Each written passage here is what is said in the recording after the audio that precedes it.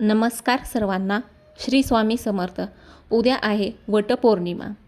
तर वटसावित्री व्रताचे नियम काय पाळावेत, वटपौर्णिमेच्या दिवशी काय करावे आणि काय करू नये, हीच संपूर्ण माहिती आपण या व्हिडिओतून पाहणार आहोत. तर वटपौर्णिमा हा सण एक अत्यंत पवित्र आणि महत्त्वाचा सण आहे. या दिवशी विवाहित महिला आपल्या पतीच्या दीर्घायुष्यासाठी आणि सुखी संसारासाठी वडाच्या झाडाची पूजा करतात आणि उपवास देखील करतात. वटपौर्णिमेच्या दिवशी व्रत करताना आणि पूजा करताना कोणते महत्त्वाचे नियम पाळावेत याचीच माहिती आपण पाहणार आहोत. तर सर्वप्रथम पूजेच्या आधीचे नियम कोणते आहेत, तर पूर्वतयारी. वटपौर्णिमेच्या दिवशी सकाळी लवकर उठून स्नान करावे.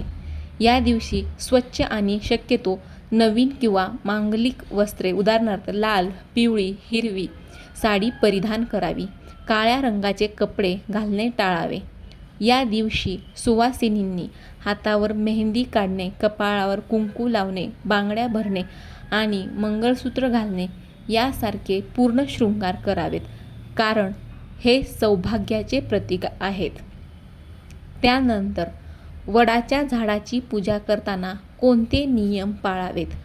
शक्यतो निसर्गातील जमिनीवर रुजलेल्या जिवंत वडाच्या झाडाचीच पूजा करावी.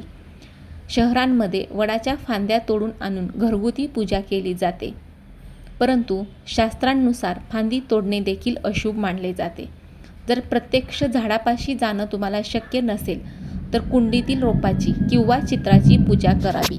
त्यानंतर वडाच्या झाडाला सुती धागा गुंडाळताना 7 किंवा 108 फेऱ्या मारल्या जातात, परंतु फेऱ्या मारताना तुम्ही ह्या फेऱ्या अगदी मनोभावे पतीच्या दीर्घायुष्यासाठी प्रार्थना करावी. धागा तुटणार नाही याची देखील काळजी घ्यावी. पूजेचे साहित्य. वडाच्या झाडाला हळद, कुंकू, अक्षता, फुले आणि पाणी अर्पण करावे. तसेच आंबा, फणस, जांभूळ, त्यानंतर भिजवलेले चणे आणि गूळ देखील अर्पण करावा. त्यानंतरचे नियम हे उपवासाचे नियम. तर उपवास करताना कोणते नियम पाळले पाहिजेत. सर्वप्रथम वटपौर्णिमेचा उपवास हा निर्जला पाण्याशिवाय किंवा फलाहारी फळे आणि दूध घेऊन अशा दोन्ही प्रकारे केला जातो. तुमच्या प्रकृतीनुसार तुम्ही संकल्प करू शकता. जर तुम्ही आजारी असाल तर सात्विक फराळ करावा. उपवास सोडताना वडाला अर्पण केलेले चणे आणि पाणी घेऊन किंवा संध्याकाळी आरतीनंतर सात्विक भोजन करून उपवास सोडावा. यानंतर या दिवशी राग आणि वादविवाद हे पूर्णपणे टाळा. या पवित्र दिवशी घरात किंवा बाहेर कोणाशीही वाद घालू नका. पतीसोबत किंवा घरातील ज्येष्ठ व्यक्तींशी नम्रतेने वागावे. मनामध्ये सकारात्मक आणि समाधानी विचार ठेवावेत. पूजेनंतर घरातील ज्येष्ठ सुवासिनींना किंवा गरजू महिलांना वाण द्यावे. वाणामध्ये फळे, सुकामेवा, ब्लाऊज पीस, बांगड्या आणि दक्षिणा दिली जाते.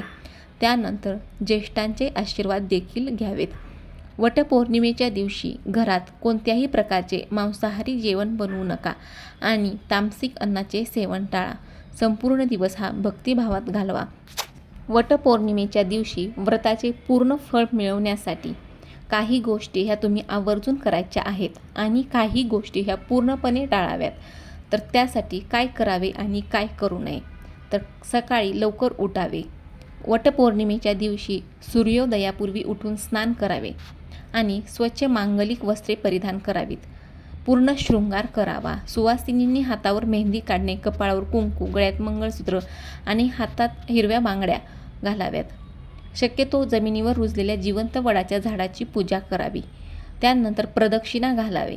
वडाच्या झाडाला सुती धागा गुंडाळताना मनोभावे 7 फेऱ्या ह्या माराव्यात आणि पतीच्या दीर्घायुष्यासाठी, सुखी संसारासाठी प्रार्थना करायची आहे.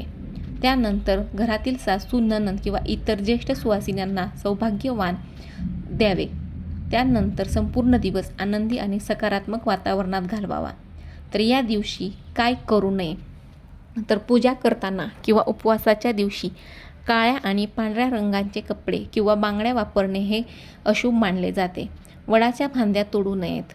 या दिवशी वडाच्या फांद्या तोडू नयेत. त्यानंतर मांसाहार आणि तामसिक भोजन या दिवशी घरात चुकून देखील मांसाहार जेवण बनवू नका. लसूण कांदा विरहित सात्विक अन्न शिजवावे. या दिवशी राग वादविवाद आणि कोणाचाही अपमान करू नये. व्रताच्या दिवशी पतीशी, घरातील सदस्यांशी किंवा इतर कोणाशीही भांडण करू नका. कोणाचाही अपमान करू नका. या दिवशी उधारी किंवा कर्ज घेऊ नका. या मंगल दिवशी कोणालाही पैसे उधार देणं हे टाळायचं आहे. सूतक असल्यास पूजा करू नये. जर घरात सूतक असेल किंवा मासिक पाळी असेल तर स्वतः वडाला स्पर्श करू नका किंवा पूजा करू नका. अशा वेळी तुम्ही मनाने प्रार्थना करू शकता किंवा दुसऱ्या सुवासिनीकडून तुमच्या नावाने पूजा करून घेऊ शकता. थोडक्यात सांगायचे तर हा दिवस आनंदाचा, कृतज्ञतेचा आणि निसर्गाप्रती आदर दाखवण्याचा आहे. मनापासून आणि श्रद्धेने केलेली पूजा नेहमीच फलदायी ठरते. तर ताईंनो, वटसावित्री व्रताचे हे नियम आहेत, ते नियम तुम्हाला पाळायचे आहेत आणि या दिवशी काय करावे आणि काय करू नये ही सर्व माहिती व्हिडिओमध्ये सांगितली आहे. तर व्हिडिओ आवडला असेल तर नक्की लाईक करा, शेअर करा आणि चॅनलला देखील सबस्क्राईब करा.